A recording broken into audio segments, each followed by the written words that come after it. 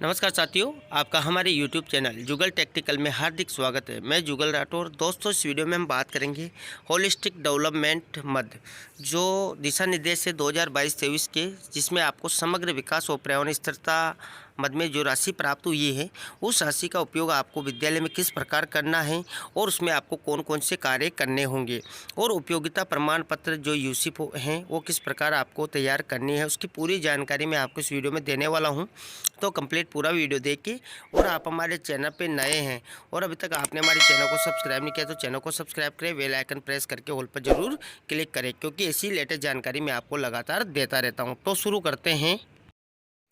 तो देखिए, समग्र विकास एवं पर्यावरण स्थिरता के दिशा निर्देश 2022-23 के यहाँ पर देखिए, holistic development of children and strengthening local knowledge of environment sustainability. तो यहाँ पर जो समग्र विकास एवं पर्यावरण स्थिरता जो मद हैं, जो इसके दिशा निर्देश हैं 2022-23 के लिए, वो क्या हैं। तो यहाँ पर आप इसको अच्छे से देखें कि यहाँ पर प्राथमिक कक्षाओं में विद्यार्थियों का समग्र विकास एक महत्वपूर्ण आयाम है, जिसमें विद्यार्थियों को कक्षा अधिगम के साथ साथ कक्षा के बाहर सीखने, स्थानीय परिवेश और पर्यावरण से सीखने की आवश्यकता होती है। विद्यार्थी स्थानीय परिवेश में पर्यावरण के माध्यम से सबसे अच्छा सीखते हैं, इसलिए उन्हें पर्यावरण से जुड़ने और स्कूल के भीतर अपने आसपास के वातावरण के बारे में अपने स्थानीय ज्ञान को विकसित करने की सुविधा दी जानी चाहिए। इस परिप्रेक्ष्य में भारत सरकार और राजस्थान सरकार द्वारा यूथ एंड यूको क्लब की परिकल्पना करते हुए विद्यालय को पर्यावरण स्थिरता हेतु स्थानीय ज्ञान, स्वास्थ्य, पोषण, जलवायु और स्वच्छता के लिए जागरूक करने को मजबूत करने हेतु समस्त विद्यालयों में यूथ एंड इको क्लब चलाया जा रहा है। तो सभी को पता है कि अपने विद्यालयों में यूथ एंड इको क्लब चलाया जा रहा है। इसी के तहत इसी श्रृंखला में देखिए, प्रदेश के सभी प्राथमिक और उच्च प्राथमिक विद्यालयों में बच्चों के समग्र विकास एवं पर्यावरण स्थिरता हेतु स्थानीय ज्ञान को मजबूत करने की दृष्टि से सत्र 2022-23 में समग्र विकास एवं पर्यावरण स्थिरता की योजना प्रारंभ की गई है। जो ये कार्यक्रम है समग्र विकास एवं पर्यावरण स्थिरता, ये योजना है। अब इसकी पूरी जानकारी क्या है, तो देखिए यहाँ पर देख सकते हैं आप, ये स्टार प्रोजेक्ट के अंतर्गत प्राथमिक शिक्षा के जो कक्षा 1 से 5 और उच्च प्राथमिक शिक्षा है, जिसमें 1 से 8 की श्रेणी के विद्यालयों के लिए गतिविधि स्वीकृति की गई है। तो ये प्राथमिक विद्यालय और उच्च प्राथमिक विद्यालयों में इसके जो स्टार प्रोजेक्ट के तहत राशियाँ दी गई हैं। अब यहाँ पर देखिए इसमें क्या क्या आपको करने हैं। तो यहाँ पर देखिए, समग्र विकास और पर्यावरण स्थिरता के संदर्भ में तो देखिए, बच्चों के समग्र विकास हेतु कक्षाओं से परे जाने वाले पहलुओं को कवर करने हेतु समावेशी गतिविधियों के माध्यम से सीखने के अवसर प्रदान किए जाएंगे। पर्यावरण की सुरक्षा और इसे बनाए रखने हेतु विद्यार्थियों में लोक प्रथाओं और स्थानीय ज्ञान का होना आवश्यक है। विश्व पर्यावरण की थीम यानी कि इकोसिस्टम रिस्टोरेशन और रीइमेजिन अर्थात फिर से बनाना, पुनः स्थापित करने की संकल्पना की क्रियान्विति हेतु राजस्थान के भौगोलिक परिदृश्य को ध्यान में रखते हुए उष्ण शुष्क जलवायु में हरियाली को बनाए रखना और जल संरक्षण, वनों के संरक्षण और कचरा प्रबंधन पर विशेष ध्यान देना अति आवश्यक है। जलवायु परिवर्तन एवं सकल पर्यावरण के सभी तत्वों पर कम से कम एक शिक्षक जो पर्यावरण में रुचि ज्ञान रखते हो को मेंटर के रूप में नियुक्त किया जाना चाहिए। इसके बाद देखिए, संस्था प्रदान के क्या दायित्व हैं। तो यहाँ पर देखिए, विद्यालय में निम्नलिखित 5 मापदंडों को पूरा करने पर ध्यान दिया जाना चाहिए। पहला है यहाँ पर स्थानीय वातावरण और जैव विविधता। दूसरा यहाँ पर जलवायु परिवर्तन। तीसरा कचरा प्रबंधन, पेयजल प्रबंधन और व्यक्तिगत और सामुदायिक स्वच्छता। यूथ एंड इको क्लबों के माध्यम से पूर्व में गठित कोर कमेटी या चाइल्ड कैबिनेट को एसएमसी के मार्गदर्शन में समग्र विकास और पर्यावरण स्थिरता हेतु निर्धारित गतिविधियों को पूरा करने के लिए जिम्मेदार छात्र छात्राओं को प्रतिनिधित्व के लिए सक्रिय और मजबूत बनाया जाएगा। प्रत्येक स्कूल को गतिविधियों के दस्तावेजीकरण के लिए एक गतिविधि रजिस्टर बनाए रखने की आवश्यकता होगी। इस गतिविधि रजिस्टर में समस्त गतिविधियाँ, टाइमलाइन और विद्यार्थियों की भागीदारी संधारित की जाएगी। इसी प्रकार देखिए, स्थानीय वातावरण और जैव विविधता पर आपको क्या करना है। तो देखिए, जैव विविधता की गतिविधियां निम्नलिखित 3 क्षेत्रों में आयोजित की जाएगी। पहला यहाँ पर दे रखा है कृषि जैव विविधता है, पालतू जैव विविधता है और जंगली विविधता है। यहाँ पर कार्य करने क्या है, तो देखिए, कृषि जैव विविधता के अंतर्गत आपको फसल, पौधे, बागवानी, सब्जियाँ, फल, खरपतवार आदि और कीट आदि। इसी प्रकार देखिए, पालतू जानवरों में क्या है, तो देखिए यहाँ पर घरेलू जानवर है, जलीय जानवर है, जीव जंतु हैं। जंगली विविधता में देखिए आपको औषधीय पौधे, इमारती लकड़ी के पौधे आदि इसी प्रकार के यहाँ पर जो है कार्य दिए हुए हैं। तो यहाँ पर देखिए गतिविधियाँ कौन कौन सी हैं, तो यहाँ पर आप इसको देखें। छात्र छात्राएं समुदाय के साथ बातचीत और शिक्षकों के मार्गदर्शन में स्थानीय जैव विविधता को समझने के लिए समूह कार्य और परियोजनात्मक कार्य करेंगे। किए गए कार्यों के निष्कर्षों का विश्लेषण शिक्षक के मार्गदर्शन में किया जाएगा और प्राप्त निष्कर्षों परिणामों पर समूह चर्चा कर संकलित विश्लेषण के आधार पर जैव विविधता के पोस्टर विकसित किए जाएंगे। इसके बाद देखिए जलवायु परिवर्तन, तो यहाँ पर देखिए गतिविधियाँ क्या क्या करवानी है। तो देखिए जलवायु परिवर्तन की समझ विकसित करने हेतु छात्र छात्राएं जलवायु परिवर्तन में विभिन्न कारकों के बारे में जानेंगे और जलवायु परिवर्तन से पर्यावरण और स्थानीय परिवेश पर पड़ने वाले प्रभाव को समझेंगे। जलवायु परिवर्तन के बारे में विद्यार्थियों को समूह में चर्चा करवाने हेतु अंत में शिक्षक के साथ वार्ता कर विषय को स्पष्टता के साथ समझाएंगे। विद्यार्थियों के प्रश्नों और जिज्ञासा का जवाब देंगे। विषय की आवश्यकता होने पर मल्टीमीडिया के माध्यम से समझाया जा सकता है। जलवायु परिवर्तन पर चर्चा करने हेतु छात्रों के अनुकूल जलवायु परिवर्तन पर आधारित फिल्मों का उपयोग किया जा सकता है। जलवायु परिवर्तन के कारण समुदाय द्वारा महसूस की जाने वाली आजीविका, रोजमर्रा की दिनचर्या में बदलाव के बारे में जानने के लिए छात्रों द्वारा परियोजना कार्य किया जाएगा। इसी प्रकार देखिए ग्रीन हाउस गैसों का पर्यावरण और जलवायु पर पड़ने वाले विपरीत प्रभाव, कार्बन उत्सर्जन के बारे में समझाया जाएगा। जलवायु परिवर्तन पर पड़ने वाले विपरीत प्रभाव की शिक्षकों द्वारा विद्यार्थियों की समझ विकसित करते हुए विद्यार्थियों के लिए निम्नलिखित विषयों पर निबंध पोस्टर प्रतियोगिता आयोजित की जा सकती है। यहाँ पर देखिए जलवायु परिवर्तन अब चिंता का विषय क्यों है, इस प्रकार आपको प्रश्न बनाने हैं। मानव गतिविधि से कार्बन डाइऑक्सीजन के उत्सर्जन और पर्यावरण पर पड़ने वाले क्या क्या प्रभाव हैं, जलवायु परिवर्तन में सूर्य की क्या भूमिका है और वैज्ञानिक कैसे जानते हैं कि हाल ही में जलवायु परिवर्तन काफ़ी हद तक मानवीय गतिविधियों के कारण हुआ है। तो ये तो जलवायु परिवर्तन के कार्य हैं। इसके बाद देखिए कचरा प्रबंधन और स्वच्छ पर्यावरण, ये भी महत्वपूर्ण जो है बिंदु है। इसमें देखिए कचरा प्रबंधन है तो विद्यालय परिसर के कचरे को निस्तारित और उपयोगी बनाने के लिए विद्यार्थियों के साथ मिलकर गीले कचरे के लिए कंपोस्ट गड्ढों का निर्माण किया जाए। विद्यार्थियों में कचरा निस्तारण और डस्टबिन के उपयोग हेतु समझ विकसित करने के लिए डस्टबिन का निम्नानुसार उपयोग किया जाना सुनिश्चित करें। यहाँ पर देखिए डस्टबिन के उपयोग दे रखे हैं, तो देखिए नीले रंग के डस्टबिन का उपयोग, तो देखिए विद्यालय के कॉमन भाग में सूखा डस्टबिन जैसे नीले रंग का रखें जिसमें प्लास्टिक कवर, बोतलें, कागज बक्से, कप, टोपी रैपर, साबुन या चॉकलेट रैपर और कागज़ के कचरे जैसे पत्रिकाएं, समाचार पत्र, टेटा पैक या कार्डबोर्ड, कार्टून, कागज box, paper cup, tin can, file paper और कंटेनर जैसी धातु की वस्तुएं, सौंदर्य प्रसाधन, बाल रबर, थर्माकोल, पॉलीस्टायरीन और पुराने मॉप्स, डस्टर, स्पंज इत्यादि शामिल करें। कुल मिला के यहाँ पर सूखा जो भी कचरा है उसको इस नीले रंग के डस्टबिन में आपको डालना है। हरे रंग के डस्टबिन का उपयोग आपको देखिए किस में करना है, तो इसमें मुख्यतः गीला कचरा डालना है जो बायोडिग्रेडेबल सामग्री शामिल है के उपयोग में लिया जाए। इसमें पका हुआ भोजन, बचे हुए भोजन, सब्जी, फलों के छिलके, टी बैग, कॉफ़ी पीस, नारियल के खोल या बगीचे के कचरे सहित गिरी हुई पत्तियों, टहनियों या पूजा के फूल, माला इत्यादि शामिल है। इसके अतिरिक्त प्रत्येक कक्षा कक्ष में एक सामान्य रूप से छोटा डस्टबिन भी रखा जाना चाहिए। कंपोजिट पिट का निर्माण और उपयोग किस प्रकार करना है, तो देखिए यहाँ पर स्कूलों को स्कूल परिसर के भीतर उत्पन्न गीले कचरे को स्वाभाविक रूप से निपटाने के लिए कंपोस्ट पिट स्थापित किए जाए। इन खाद्य गड्ढों के प्रति विद्यार्थियों की सुरक्षा, उचित सुरक्षा सुनिश्चित करने के पश्चात उपयोग लिया जाए। कंपोस्टिंग के जरिए बनी हुई खाद्य उपयोग विद्यालय के किचन गार्डन, सब्जी के बाग में किया जा सकता है। स्कूल कचरा प्रबंधन के लिए आयोजित गतिविधियों में भागीदारी के माध्यम से छात्रों द्वारा बनाई गई वस्तुओं, चित्रों, निबंधों को प्रदर्शित किया जाए। इसी प्रकार देखिए अनुपयोगी चीज़ों को उपयोगी बनाना, तो यहाँ पर देखिए विद्यालयों में समस्त प्रकार के अनुपयोगी सामग्रियों को उपयोगी बनाने के लिए संस्था प्रधान शिक्षकों एवं विद्यार्थियों के साथ सामूहिक कार्य योजना तैयार करना।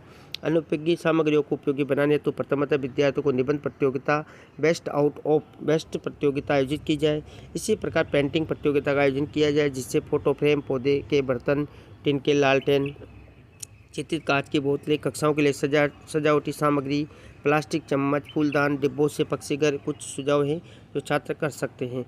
विजेताओं को प्रोत्साहन के रूप में पुरस्कार दिया जाना चाहिए। इसी प्रकार जो मुख्य बिंदु है उसमें पेयजल संरक्षण और स्वच्छता भी हैं। इसमें देखिए आपको कौन कौन सी गतिविधियां करवानी हैं, ये सभी कार्य इस जो मद हैं इसके अकॉर्डिंग आपको करने हैं और ये इम्पोर्टेंट कार्य हैं, इसलिए मैं सभी की जानकारी आपको यहाँ पर जो है स्टेप बाय पूरी जानकारी दे रहा हूँ। यहाँ पर देखिए स्वच्छ विद्यालय, हरित विद्यालय के लिए जल संरक्षण हेतु वर्षा जल को एकत्रित करने की व्यवस्था की जाए। साथ ही स्कूल परिसर में अपशिष्ट जल का बेहतर प्रबंधन करते हुए इसे वृक्षारोपण के लिए उपयोगी बनाया जाए। इसी प्रकार देखिए विद्यार्थियों को सदन आधारित क्लब यानी कि जल की गतिविधियों के साथ जल संरक्षण हेतु त्वरित मूल्यांकन करने के लिए प्रोत्साहित किया जाए ताकि इन कार्यों की पहचान किया जा सके और स्कूल परिसर में पेयजल आपूर्ति और अन्य उद्देश्यों के लिए पानी की आपूर्ति को मजबूत कर सके। इस कार्यसूची के अंतर्गत टूटे हुए पानी के नलों की मरम्मत करना, टपकते पानी के पाइप, जल भंडारण टैंकों की सफाई और वृक्षा जल संचयन टैंक, यानी कि यदि पहले से निर्मित है, या अन्य अति आवश्यक कार्य किए जा सकते हैं। विद्यालय द्वारा इस कार्यसूची के अंतर्गत अपशिष्ट जल चैनल शोक पिट का निर्माण किया जा सकता है। 22 मार्च को विश्व जल दिवस के अवसर पर विद्यालय भूजल पर चित्रकला निबंध लेखन प्रतियोगिता में भाग लेने के लिए ground water making the invisible visible विषय पर संबंधी गतिविधियाँ एवं प्रतियोगिता आयोजित की जाए, जिसमें जल के प्रभावी उपयोगी और जल संरक्षण के तरीकों जैसे भूजल पुनर्भरण और संचयन इत्यादि विषय शामिल हो। जिन विद्यालयों में पूर्व में वर्षा जल संचयन टैंक स्थापित है, ऐसे विद्यालयों की छत की परिक्षेत्र की गणना को ध्यान में रखते हुए विद्यार्थी टैंक में जल संचयन को नोट करेंगे, ताकि वर्षा ऋतु के दौरान रेन वाटर हार्वेस्टिंग के माध्यम से टैंक में होने वाले संग्रहित पानी की क्षमता से विद्यार्थी परिचित हो सके। इसके बाद है कि संग्रहित जल के अनुसार विद्यालय परिसर में विभिन्न गतिविधियों में उपयोग होने वाले पानी की मात्रा को विद्यार्थी तदनुसार उपयोग ले सके, जिससे विद्यार्थी अपने दैनिक जीवन में पानी की उपयोगिता एवं जल संचयन के महत्व को समझ सके। इसके बाद देखिए गंदे अनुपयोगी जल को उपयोगी बनाना। तो अनुपयोगी जल को उपयोगी बनाने हेतु योजना तैयार कर ऐसे पानी को वृक्षारोपण इत्यादि के लिए उपयोगी बनाया जाए। सोखते गड्ढा का निर्माण करना। तो देखिए अपशिष्ट पानी को सोखते गड्ढे में डालने की कार्य योजना विद्यार्थियों की सहभागिता से तैयार की जाए। इसी प्रकार देखिए व्यक्तिगत और सामुदायिक स्वच्छता, ये बहुत ही इम्पोर्टेंट बिंदु है। इसमें देखिए व्यक्तिगत स्वच्छता में आप क्या क्या कार्य कर सकते हैं। तो देखिए स्वच्छता एक क्रिया है जिससे बच्चे का शरीर, दिमाग, कपड़े, घर, स्कूल, आसपास और कार्यक्षेत्र साफ शुद्ध रहते हैं। मानसिक और शारीरिक स्वास्थ्य के लिए साफ सफाई बेहद जरूरी है। अपने आसपास के क्षेत्र और पर्यावरण की सफाई और सामाजिक बौद्धिक स्वास्थ्य के लिए अति आवश्यक है। व्यक्तिगत स्वच्छता से शरीर स्वस्थ, सुडौल और मांसपेशियां मजबूत रहती हैं। साथ ही रोग प्रतिरोधक क्षमता वृद्धि के साथ शरीर स्वस्थ, रोग मुक्त और ऊर्जावान और कार्य क्षमता में वृद्धि होती है। इसके आयाम और क्षेत्र भी यहाँ पर निश्चित किए गए हैं। देखिए स्वच्छ सफाई, सिर की सफाई, आँख, कान, नाक की सफाई और मुंह की सफाई, त्वचा की सफाई, हाथ धोना, शौच के बाद सफाई, जननांगों की सफाई और खाद्य और रसोई की स्वच्छता, चिकित्सीय स्वच्छता, त्वचा, बालों, नाखूनों की सफाई। इस प्रकार यहाँ पर इसके मुख्य जो क्षेत्र हैं। इसी प्रकार देखिए सामुदायिक स्वच्छता भी बहुत जरूरी है। सामुदायिक स्वच्छता जीवन जीने की एक प्रक्रिया है। स्वच्छता से व्यवहार में सकारात्मक परिवर्तन के साथ साथ हम आसपास के वातावरण को भी स्वच्छ रखते हैं, किंतु वर्तमान में यह हमारे व्यवहार में कम परिलक्षित होता है। परिणाम स्वरूप आज हम अपनी पृथ्वी, वायु, जल, पर्यावरण, जीवन को विभिन्न रूपों में प्रदूषित करने वाले कूड़े के ढेर पर बैठे हैं, जो मानव जीवन के विभिन्न आयामों को दुष्प्रभावित कर रहे हैं। आज इस संवेदनशील मुद्दे पर विचार करना हमारी विवशता और प्राथमिकता बन गई है। इसके कुछ क्षेत्र हैं, देखिए यहाँ पर विद्यालय में शिक्षकों द्वारा प्रत्येक पाक्षिक स्तर पर विद्यालय परिक्षेत्र में विद्यार्थियों को सामुदायिक साथ चर्चा करवाते हुए स्वच्छता की महत्व आवश्यकता से समुदाय को परिचय करवाने हेतु परिचर्चा आयोजित की जाए। विद्यालय परिक्षेत्र में स्थापित सामुदायिक पेयजल केंद्र, कुआं, बावड़ी, मार्ग, मोहल्लों, बाजारों की साफ सफाई के लिए समुदाय को साथ लेकर कार्य किया जाए। इसका यहाँ पर देखिए प्लान भी बनाया हुआ है साल भर का, समग्र विकास और पर्यावरण स्थिरता का। इसमें आपको क्या क्या कार्य करने हैं, इधर देखिए महीने हैं, तो यहाँ पर कुछ एक्टिविटियाँ जो मैंने आपको ऊपर बताई, जितने भी बिंदु हैं उन सबकी एक्टिविटी यहाँ पर दे रखी हैं। आप क्या क्या कार्य कर सकते हैं, आप चाहे तो इसका स्क्रीनशॉट ले लें और इस प्रकार अपनी योजनाएं यहाँ पर निर्माण करें। इसके बाद देखिए राशि का उपयोग हेतु दिशा निर्देश भी दिया हुआ है।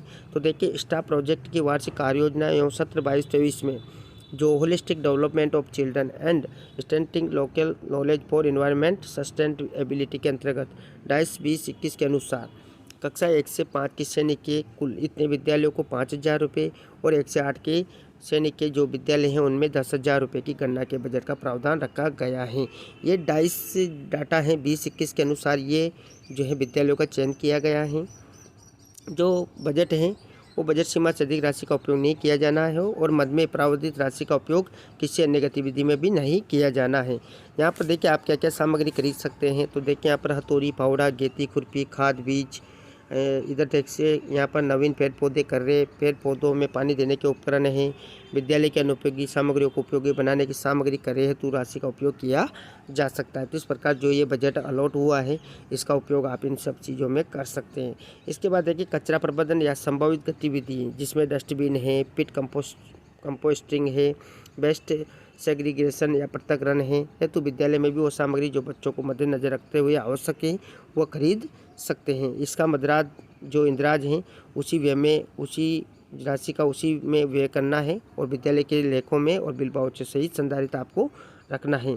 इसी प्रकार देखिए जो यहाँ पर बजट अलॉट हुआ है आपको इसकी आपको उपयोगिता प्रमाण यानी कि यूसी भी जारी करनी है, वो भी मैं आपको नीचे परिपत्र बता दूंगा।